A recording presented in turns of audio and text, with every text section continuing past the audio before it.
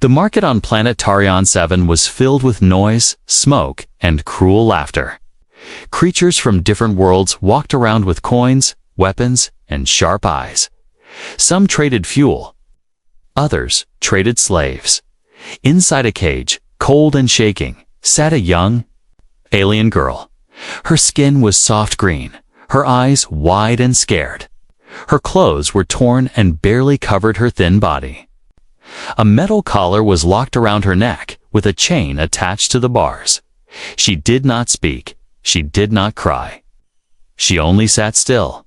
She had no name. They called her Unit 19, a number, nothing more. She had been trained for one purpose, to please, to obey, to never talk back. Her owners had sold her as a pleasure animal, not even a real person in their eyes. Today, she would be given away again. A tall alien general stood at the center of the platform, holding a golden whip. This creature, he shouted, will be gifted to the human commander as a reward for his loyalty. The crowd clapped and laughed. A human man stepped forward. He was different from the rest. He wore black armor and had tired eyes. His name was Commander Eric Voss.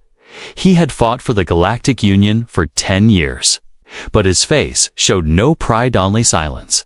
When he saw the alien girl in chains, his eyes narrowed. She looked up at him, afraid. She expected him to pull her, hurt her, maybe even drag her away like the others had done before. Instead, he knelt down. The crowd went quiet. Eric looked into her eyes. "Cold?" he asked softly. She didn't answer. He removed his thick cloak and wrapped it around her small shoulders. She flinched, but did not run. The warmth of the fabric felt strange, but not bad. "Stand," he said. She obeyed. Her legs were weak, and she almost fell. Eric caught her gently. "Remove her chains," Eric told the guards. The aliens around him laughed. "Human, you may do what you want. She is yours now," said the general. "No one will stop you." Eric didn't reply. He just picked her up in his arms like she was a person, not property. As he walked away with her, many in the crowd stared in confusion. Why wasn't he treating her like a toy? The girl's heart beat fast. She didn't understand. This wasn't how her past masters acted. Was this a new trick? A test? In the private room on the spaceship, Eric laid her gently on a clean bed. He gave her water, then food. He turned on the heater and sat across from her, quiet. She watched him carefully. He didn't touch her again. He didn't speak in a commanding voice. He didn't even look at her like others did. Instead, he asked, "What's your name?" The question shocked her. She blinked. Her lips trembled. I don't have one," she whispered. Eric leaned back. "That's not right. Everyone should have a name." The girl's eyes filled with tears. She turned her face away, confused by her own feelings. Why did this hurt more than pain? Why did his kindness make her chest feel so tight? "You don't have to be afraid anymore," he said. She looked at him again. "Am I going to die?" He shook his head. "Not with me." The girl had never heard words like these. Not from any creature. Not from any human. She wasn't sure what to believe. But that night, as she curled up in the warm blanket and listened to the soft humming of the ship, she did something she hadn't done in years. She slept without chains. The room was quiet. Only the soft sound of the engine filled the air. The alien girl woke slowly. For the first time, she didn't wake from fear or a scream. Her eyes opened to soft lights and warmth, not a cold cage. The thick blanket still covered her. She held it closed like it was something sacred. The fabric smelled like safety. Across the room, the human commander Eric was sitting at a desk, reading a glowing tablet. He didn't tie her up. He didn't guard the door. He had left her alone and trusted her. She didn't understand. "Are you hungry?" Eric asked without looking up. She nodded slowly. He stood and brought over a small plate. The food was warm and smelled sweet, not like the dry, flavorless pellets the traders gave her. She looked at it, unsure. "It's safe," he said gently. "Eat slowly." She picked up a piece and tasted it. Her eyes widened. It was soft, warm, and kind to her mouth. For a moment, she forgot everything. She just ate. Eric sat down near her, not too close. "What did they call you?" he asked. She looked down. "Unit 19, she whispered. He frowned. "That's not a name."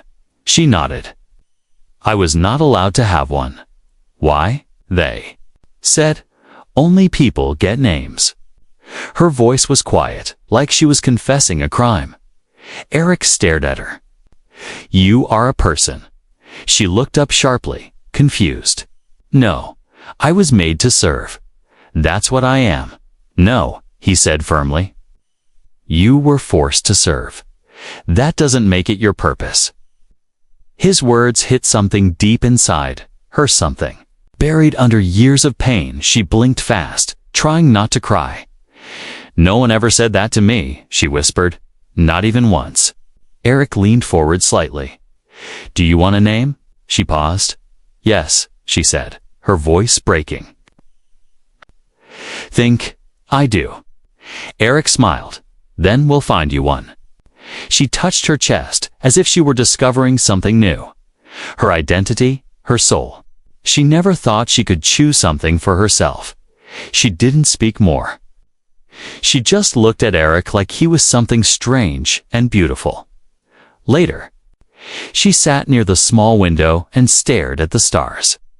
They moved so fast, like glowing rivers in the dark. Oh, she had seen stars before, but never from this angle, never free.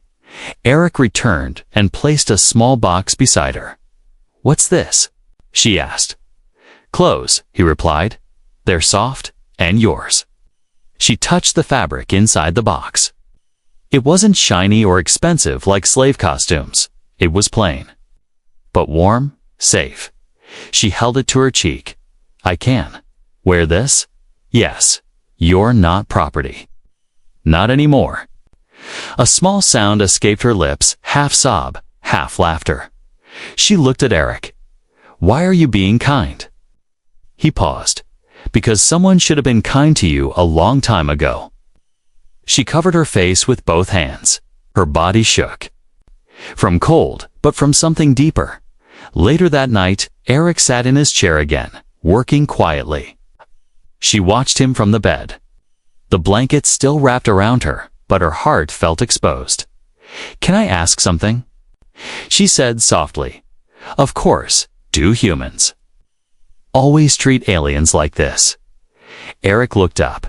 "Some do, some don't. I can't speak for all, but I believe everyone deserves dignity."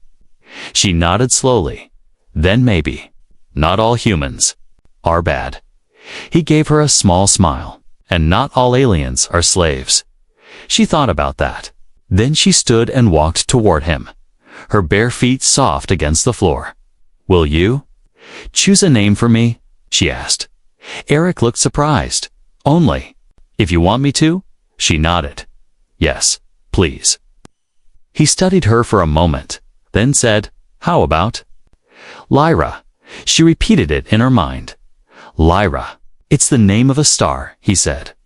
"Bright, lost in the darkness, but never gone." Her lips curled into a small, unsure smile. "Lyra," she said again. "I like it. You're Lyra, then." She touched her chest again. "I'm Lyra." It felt strange, but right. It was hers. That night, she lay under the blanket, whispering the name to herself until sleep took her. Lyra. She had a name, and she was starting to believe she might also have a future. Lyra sat on the edge of the bed, holding the clean clothes Eric gave her. Her hands trembled not from fear, but from something new. Hope. She looked at herself in the mirror on the wall. Her green skin was bruised in places, her body thin and weak. But now, she wore something soft. something that covered her with dignity, not shame. She no longer looked like a toy. She looked like a person. A quiet knock on the door made her jump. "It's just me," Eric said gently from the other side. She still wasn't used to knocking. Her past owners had never cared. They would barge in, shout, command, punish. But this human was different. "May I come in?" She nodded, even though he couldn't see her. Yes. The door opened slowly. Eric stepped inside, holding a small medical case. "You're hurt," he said softly. "I noticed the way you walk. I checked your injuries." She froze. Her mind flashed with past memories of rough hands, sharp objects, and pain disguised as treatment. But Eric didn't move closer. He waited. After a long pause, she whispered, "Okay." He knelt in front of her, opening the case. "Just let me know if you want me to stop." She nodded slowly. He reached out, his hand moving toward her leg. She braced herself, but the pain never came. His fingers were warm, gentle. He lifted the edge of her robe carefully and looked at the deep scars on her thigh.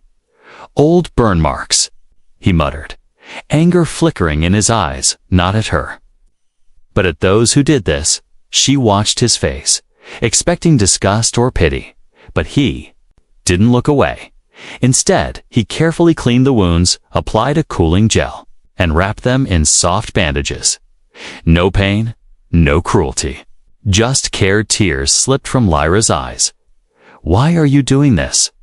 she asked in a choked voice. "Why do you treat me like I matter?" Eric paused and looked up. "Because you do matter, Lyra." She covered her face with both hands. She didn't know how to respond. The words felt too big for her broken heart. "You didn't deserve what they did to you," Eric said quietly. "And I won't let them do it again." She dropped her hands and stared at him. "But I'm just a former slave. A reward." "No," he said firmly. "You're a survivor, and you're free now." That word "free" still felt like a dream. He stood and packed the medical kit away. "You don't have to thank me. Just heal. That's enough." Lyra looked down at her clean bandages, then at her reflection again. She didn't cry this time. She just breathed. It was the first deep breath she had taken in years. Later that evening, Lyra sat near the control window and watched the stars blur by. Eric joined her and offered a cup of warm herbal tea. She sipped it slowly. Careful not to waste a drop. "I don't understand," she said softly. "Why aren't you like the others?" Eric leaned back. "I saw too much war, too much pain. I got tired of hurting others." She turned to him. "But you saved me. I didn't even know me." He smiled gently. Sometimes knowing someone isn't required to know what's right. Lyra looked back at the stars. "You could have treated me like they expected. They were watching." "I know. Why didn't you?" He answered without hesitation. "Because the first time I looked into your eyes, I saw someone still alive inside. I couldn't ignore that." A soft silence filled the room. No more screams, no more cages, only stars. And the sound of healing. That night, Lyra had a dream. She stood in a garden, under two suns. There were no chains on her arms, no collar around her neck. Birds sang, and her feet were bare, touching soft grass. She turned, and Eric stood there with a smile. "Lyra," he said, "not Unit 19, not toy. Just Lyra." She smiled in her sleep. For once, the dream didn't end in fear. When she awoke the next morning, the bed was still soft. The blanket was still warm, and Eric's voice came from the next room. She got up, stretched her sore muscles, and walked toward the door. Her body still ached, but her heart, it was lighter. And when she whispered her name again, Lyra, it didn't feel strange anymore. It felt real. It felt like her. The stars outside the ship's window moved like silver. rivers. The engines hummed softly as the spaceship drifted through quiet space. Most of the crew was asleep. The lights were dim. Silence wrapped the halls like a warm blanket. But Lyra couldn't sleep. She sat alone in the small room Eric had given her. A soft robe covered her now healing skin. The bed was warm. The air was safe. No chains, no cold floor, no screaming voices. Still, she couldn't close her eyes. Too many thoughts. Too many memories. The voice in her head whispered old words. You are nothing. You are made to serve. No one will ever care. But now, a new voice had entered her mind. Eric's voice. Q matter. You are free. You deserve a name. She hugged her knees and rocked slightly. For the first time, she wanted to believe the new voice. But it was hard. She stood quietly and opened the door. The hallway was empty, lit by blue floor lights. She stepped out, careful not to make a sound. Eric's door was partly open. A soft glow from inside spilled onto the floor. She peeked in. Eric was at his desk, reading a digital map. His armor was off, and he wore a simple black shirt. His face looked tired, but calm. She didn't want to disturb him, but her feet moved forward anyway. He looked up, surprised but not angry. Can't sleep? He asked gently. She shook her head. Come in, he said, motioning to the chair across from him. She walked in slowly and sat down. He closed the screen. Bad dreams. Not dreams, she whispered. Memories? He nodded. They don't leave easily. She looked at him, her voice unsure. May I speak to you? Of course. You can always speak to me. She looked down, gathering courage. I remember when I was first taken. I was very young. I had a brother, I think. We were separated. I don't even know if he's alive. Eric listened silently, not interrupting. They said I was lucky to be chosen as a reward. That I was beautiful and obedient. But it never felt like luck. Her voice trembled, but she didn't stop. They punished me when I cried. They made me smile when I wanted to scream. I forgot how to speak for a long time. Because no one listened. A tear slid down her cheek. I thought I was broken. Eric leaned forward. You're not broken, Lyra. You're brave. You survive things no one should face. She looked at him, eyes wide. You don't think I'm dirty? No, he said, without hesitation. You were never dirty. What they did to you was... Her lips trembled. Her chest ached. But she didn't run. Instead, she whispered something. Soft. Thank you. For calling me by a name. He smiled gently. Do you like it? I love it, she whispered. It feels like mine. They sat in silence for a few minutes. No words were needed. Finally, Eric stood and poured 2 cups of tea. He handed one to her. As she took it, their fingers brushed. She froze in the past. Touch always meant pain. But this time, it felt safe. She looked down at their hands. Eric pulled away quickly, not wanting to scare her. But Lyra reached forward and placed her hand over his. His eyes widened. It didn't hurt, she said softly. He smiled. It never should. The warmth in her chest grew. She didn't understand it yet, but she knew it wasn't fear. It was something else, something gentle, something kind. Will they come for me? She asked. Maybe, Eric said, but I won't let them take you. Why? Because I gave you my word, and because I care. The words wrapped around her heart like a warm blanket. I've never been cared for, she whispered. You are now. A single tear fell from her eye, but this time, it wasn't from sadness, it was from hope. That night, Lyra didn't return to her room. She stayed in Eric's quarters, curled up in a chair near the stars, finally falling into peaceful sleep. Eric watched her for a long time. He knew her road to healing would be slow, but he also knew this was the moment everything changed. Lyra stood in front of the mirror, touching her own face gently like she was seeing it for the first time. The bruises were lighter now. The collar mark on her neck was fading. The soft clothes Eric gave her made her look normal. No chains, no painted skin, no forced smile. Just Lyra. The girl who had no name now had one. She whispered it again. Lyra, it was hers. Truly hers. Not something given by a master, but a gift from someone who looked at her like she was human.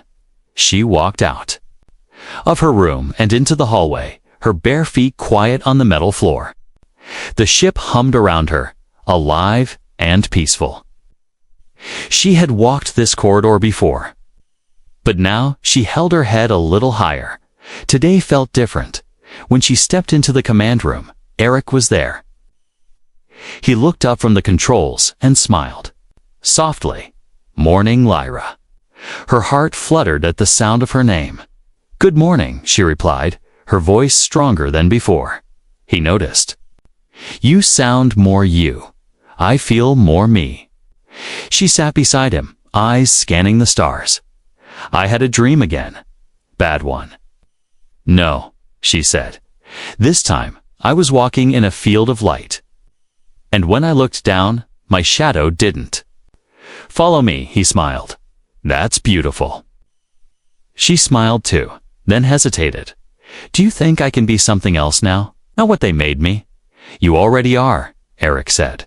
You're not a slave anymore. You're Lyra. She held that name in her chest like a spark. Then she asked, Can I have more? He blinked. More, a full name, like humans have. A first name and a last name. Eric looked surprised for a moment, then serious. Of course, you deserve one. She stood up slowly and took a deep breath. Will you? It to me? He paused, clearly touched. I would be honored. He thought for a moment, then said, How about Lyra Solis? Solis. She repeated, testing the sound. It means sunlight in an old Earth language. You've been in the dark for so long, but now you shine. Her breath caught. Lyra, Solis. She whispered, as if the name were magic. I like it. Fits you, Eric said with a proud smile. Lyra turned away, blinking tears from her eyes. She had spent years being used, ignored, and called things she didn't want to hear. But now, someone had given her a name that felt like hope. Her name was Lyra Solis. She would never forget that. Later that day, Eric brought her to the observation deck. It was a large glass room near the top of the ship where stars looked close enough to touch. It was her first time there. She gasped. It's beautiful. He nodded. Whenever I felt lost during missions, I came here. Looking at the stars helped. She stepped forward slowly, pressing her hand against the glass. They're so far away, she whispered. Double quotes, yes. But light travels even from the furthest stars. She turned to him, like me, exactly like you. He handed her a small device. It's a data pad. You can read books, learn languages, write thoughts. It's yours now. Her fingers trembled as she took it. For me. For Lyra Solis, he said with a smile. She looked down at the device, then up at him. Will you teach me to read? Of course. So they sat there, under the endless sky, as Eric began showing her letters, sounds, and meanings. She repeated them carefully, sometimes mispronouncing, sometimes laughing. Her laugh was soft and unpracticed but real. Eric laughed with her, for the first time. She wasn't learning how to serve. She was learning how to live. That night, Lyra wrote her name for the first time. Her hand shook, but she did it. Lyra. Celeste letters weren't perfect, but they were hers. She stared at them with pride. She showed Eric, and he smiled like a proud older brother or something more gentle than that.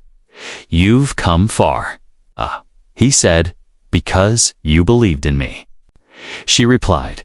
He reached out and placed his hand over hers. No, he said, because you believed in yourself. Lyra looked into his eyes. There was no fear there anymore, just warmth, just light. Lyra. Sola stood beside Eric on the main deck as the stars moved slowly outside the wide windows. She had a name now. She had clothes, her own datapad, her own room. More than anything, she had something that felt impossible a few days ago: freedom. But freedom never came easy. A warning light blinked on the panel. A message flashed in red letters. Incoming transmission. High Command Council. Eric's jaw tightened. He tapped the screen. Play it. A tall, blue-skinned alien in ceremonial robes appeared on the screen. His voice was smooth, but cold. Commander Eric Voss, you were gifted a pleasure unit by General Vrask during the recent celebration. You were expected to register her, use her as assigned, and return her when done. Lyra stood frozen behind Eric. The voice triggered old panic. The councilman continued. However, our records show that Unit 19 has not been returned. Instead, your logs indicate she has been renamed and assigned quarters. She is receiving human treatment. Eric's voice was steady. Her name is Lyra Solis. She is no longer a unit. She is free. There was silence on the other side, then laughter. She is not a citizen, Commander. She is property under galactic trade law. What you are doing is a violation of that law. I don't follow that law, Eric replied. I follow what's right. The councilman's eyes narrowed. Then prepare to be punished for treason. The message ended. The screen turned black. Lyra's voice shook. They're coming for me. Eric turned to her. They're going to try. But I won't let them take you. But I'm not strong, she whispered. I can't fight. You don't have to fight, Lyra. I will protect you. She looked into his eyes and saw no fear, only fire. But they're powerful, she said. They'll send ships, soldiers, then let them come. Eric pressed a button on his console. The ship went into lockdown, shields activated. Defense systems hummed. This ship is mine, he said. And so is your safety. Lyra took a deep breath. Old fear still lingered in her chest. She had spent years obeying, years hiding. She didn't know how to stand tall, but Eric did. And somehow, he believed she could too. A few hours passed. Alarms didn't ring. Ships didn't attack. But the silence felt heavier than noise. Eric handed her a stun baton, just in case. She stared at it. I've never held a weapon. You don't have to use it, he said. Just knowing you can is enough. She took it slowly, her hands still trembling. Do you think they'll really hurt you for this? She asked. He smiled. They've tried before. I'm still here. Her throat tightened. I don't want you to suffer because of me. Lyra, he said, placing a hand gently on her shoulder. I'm not suffering. For the first time in years, I'm doing something that matters. She looked down at the weapon in her hand. Then I'll stand too. Eric nodded with pride. That's all I ask. Later that night, a small message arrived. Your ship is ordered to dock at Station Vrax 4 for inquiry. Failure to comply will result in enforcement. Eric showed Lyra. What will we do? She asked. He looked at her with calm confidence. We won't run. We'll face them. But if they take me, they won't. The next morning, Eric's ship landed on Vrax 4, a cold gray station filled with soldiers and judges. Lyra walked beside Eric, head high, her new clothes clean, her arms bare but strong. The collar mark on her neck still faintly visible, a scar of her past but no longer her identity. Inside the courtroom, a council sat tall and proud. You are charged with unlawfully liberating registered property. One of them said daughter. Didn't flinch. I freed a person. They turned to Lyra. "You state your designation." "I am Lyra Solis," she said firmly. The room went still. "Do you reject your status as property?" She nodded. "Yes, and what gives you the right to do so?" She raised her chin. "Because I am someone, because I feel, I think, I remember. I dream. Isn't that enough?" Some council members murmured. One spoke sharply. "You were bred in a lab. Your kind is made to obey." "I was used to obey," Lyra said. "But I was born to live." Eric placed his hand on her back, steadying her. The judge leaned forward. "She is no longer under our control. But if any other unit dares to speak, as she does, you will be held responsible, human." "I'll take that risk," Eric said. They stared at each other after a long silence. The council spoke. "You are ordered to leave this system and never return with the girl." Eric nodded, gladly. As the ship lifted off from Vrax 4, Lyra stood beside Eric at the window. "They let us go," she said softly. "For now," he replied, "but I spoke." "And they listened?" He smiled. "Yes, you did." She turned. To him, "I'm not afraid anymore." He looked at her, proud. "You're becoming who you were meant to be." Lyra Solis stood in the training room of the ship, holding the stun baton with both hands. Her movements were still clumsy, but her eyes were steady. Her bare feet pressed against the floor with purpose, not fear. Eric stood beside her, watching with quiet pride. "Try again," he said. She nodded. She turned, stepped forward, and swung. "Not perfect, but better. You're getting stronger." Eric said with a small smile. "I want to be ready," she replied, "in case they come again." He nodded. "You don't have to fight like a soldier, you just have to believe you're worth fighting for." She paused. "I didn't believe that before." "I know."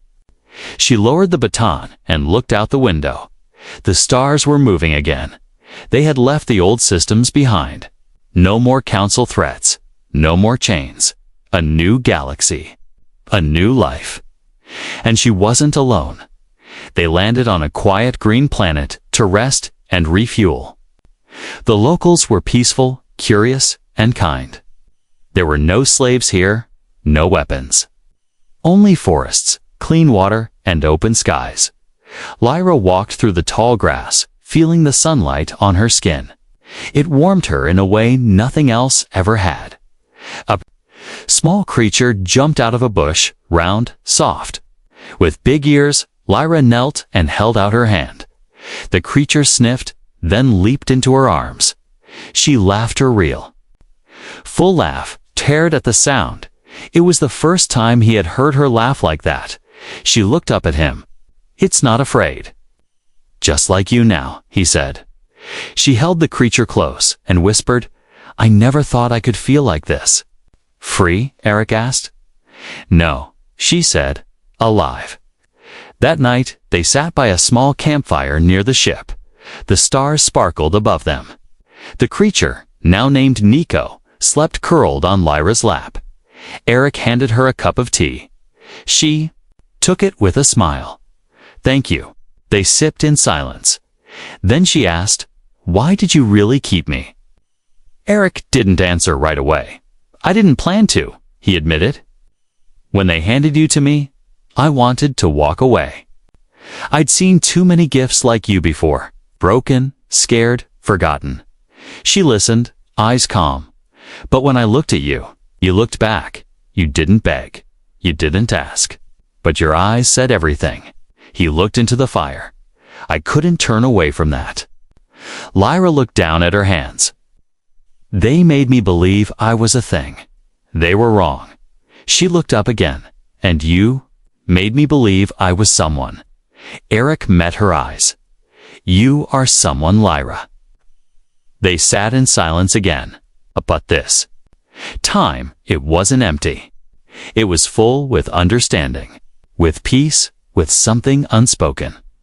Days passed on the quiet planet. Eric began repairs on the ship. Lyra helped him. She learned to hold tools, fix wires, and read maps. She laughed when she got shocked. He grinned when she wiped grease on her face. They were not captain and reward anymore. They were something else. One evening, as the red sun dipped below the hills, Eric brought out something wrapped in cloth. He handed it to her. "What is it?" she asked. "Open it." She unwrapped it slowly. Inside was a silver pendant. Simple but beautiful. Engraved on it were 2 words. "Lyra Solasa," she gasped. "You made this?"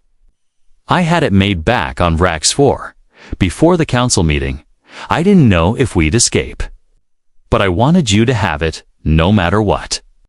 She clutched it tightly. "I never had anything of my own," she whispered. "Now you do." She stepped closer, her voice shaking with emotion. "You gave me more than a name, Eric. You gave me a life." He looked at her gently. "And you gave me a reason to believe in something again." They stood close. The fire behind them, the stars above, and then she said the words she had been afraid to speak. "I want to stay with you." He blinked. "You already are." "No. I mean, as your equal, not as someone you saved. Not someone who needs protection. I want to be your partner." Eric smiled. "Lyra," he said, "you already are." She stepped into his arms, and he held her not like a treasure to be owned, not like a prize to be claimed, but like a woman who had chosen her own path. She was not a slave, not a pet. She was Lyra Solis, and for the first time in her life, she belonged to no one but herself.